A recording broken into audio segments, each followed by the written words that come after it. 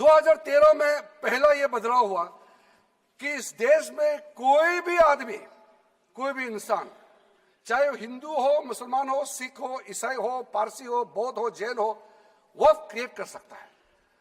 सबको मालूम है वक्फ एक मुसलमान का अल्लाह के प्रति अपना एक उसका एक पायस चैरिटेबल रिलीजियस पर्पस के लिए वक्फ क्रिएट किया जाता है, लेकिन उसमें डाइल्यूशन करके 2013 में कोई भी वक्फ क्रिएट कर सकता है। यह प्रावधान सबसे पहले उस समय की यूपीए सरकार ने किया है। दूसरा, आपने सारा वक्फ को स्पेसिफिक कर दिया कि शिया बोर्ड में शिया ही रहेंगे, सुन्नी बोर्ड में सिर्फ सुन्नी ही रहेंगे, और कोई भी बोर्ड हो सिर्फ उनके लोग ही रहेंगे, बाकी कोई उसमें आ नहीं सकता है। ऐसा आपने प्रावधान किया। तीसरा, 2008 सर, आप शांति से सुनने के बाद आप जो भी पूछेंगे हमारा रिप्लाई तो आएंगे ही सर। डिबेट का आखिरी में है, मेरा फिर से रिप्लाई होगा। तो अभी मैं जब शुरुआत में कुछ दृष्टिकोण रख रहा हूं, इसमें कोई हस्तक्षेप ना करे, ध्यान से सुनिए, ताकि हमारा डिबेट का स्तर भी ऊंचा रहे और तर्क भी सामने में आ जाए। सर, एक प्रावधान आया सेक्शन 108।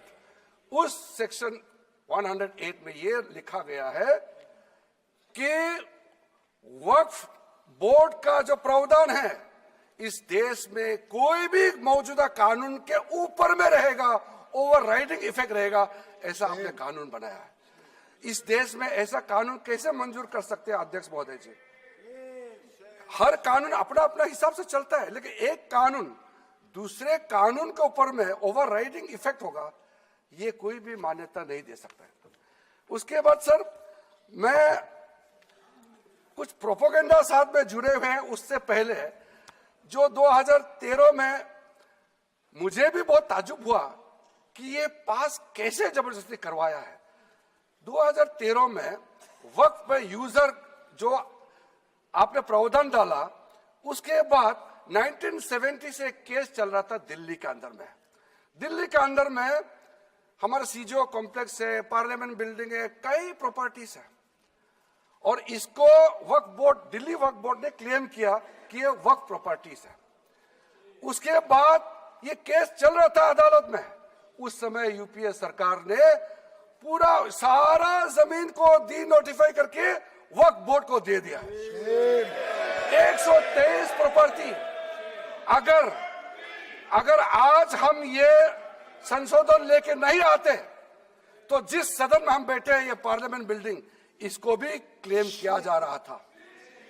एयरपोर्ट, बसंत विहार, और अगर नरेंद्र मोदी जी का सरकार नहीं आते, अगर यूपीए का सरकार कंटिन्यू रहता, तो क्या क्या बिल्डिंग को डी नोटिफाई किया जाना था।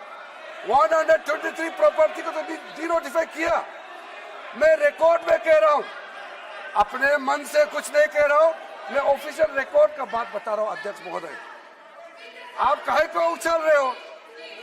मैं अपने से थोड़ी बोल रहा हूं, जो हकीकत बात को बता रहा हूं। आप आराम से बैठ के सुनिए। आपके दल को और आपको सबको बोलने का मौका मिलेगा। माननीय मंत्री जी,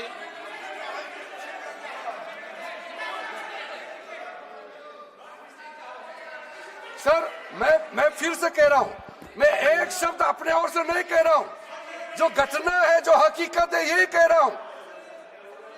इसमें इतना उछालने का, उत्तेजित होने का कोई मतलब ही नहीं है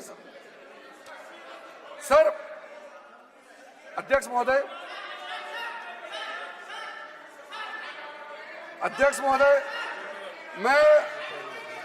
मैं आपके माध्यम से सदन को कहना चाहता हूं कि जो संवैधानिक बात उठा करके लोगों को गुमराह करने का जो प्रयास किया जा रहा है, उसको भी देश के सामने में सही बात रखना बहुत ही जरूरी है।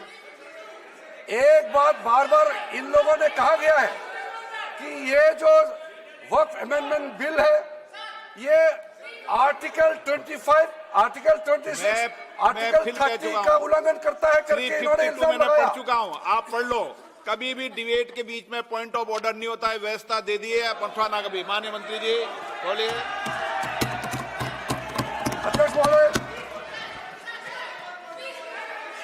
विषय इन्होंने समानता का बात उठाया, आर्टिकल 14 का इक्वालिटी को लेकर के उन्होंने सवाल उठाया, उसका भी मैं जवाब देना चाहता हूं अध्यक्ष महोदय। ये कोई तरीका नहीं है। माननीय अध्यक्ष की व्यवस्था अंतिम व्यवस्था होती है। बोलिए मंत्री जी आप।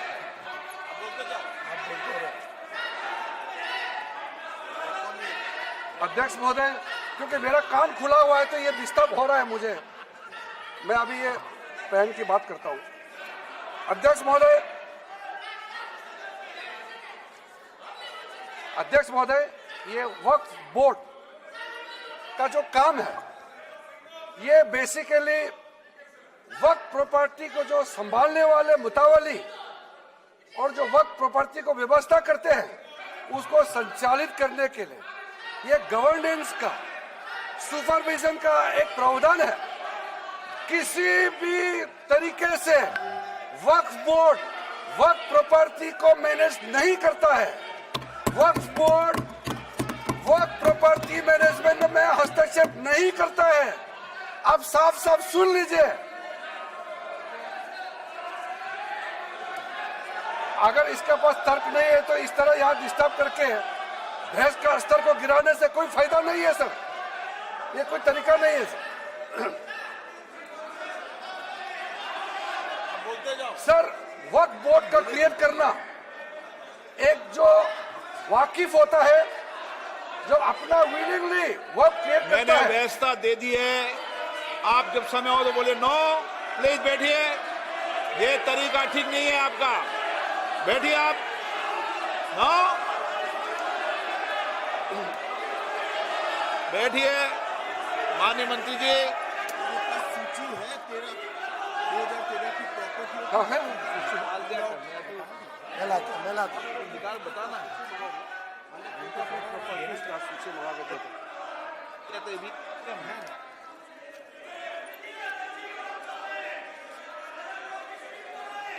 अध्यक्ष महोदय, सबको बोलने का मौका मिलने वाले हैं तो कम से कम बात को शांति से सुनने के बाद आप अपना बात रखिए। ये कोई तरीका नहीं होता है सर।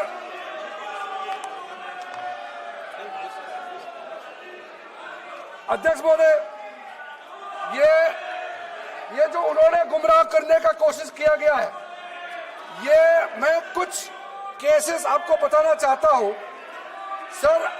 आप देखिए आर्टिकल 25(1) क्या कहता है, संविधान का अनुच्छेद आर्टिकल 25(1) कहता है सब्जेक्ट टू पब्लिक ऑर्डर। जन व्यवस्था और इस नियम के दूसरे खंडों के तहत और जो सहमति की स्वतंत्रता और अपने धर्म को स्वतंत्रता से निर्वाह करना,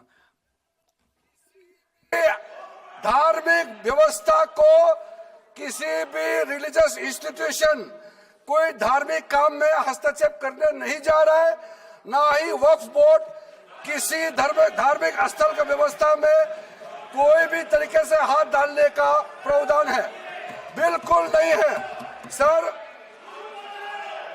आप अगर हम कोई नमाज, सर ये क्या झूठ बोल रहे हैं, ये कॉन्स्टिट्यूशन, हम कॉन्स्टिट्यूशन का प्रावधान पढ़ रहे हैं फिर भी झूठ बोल रहे हैं।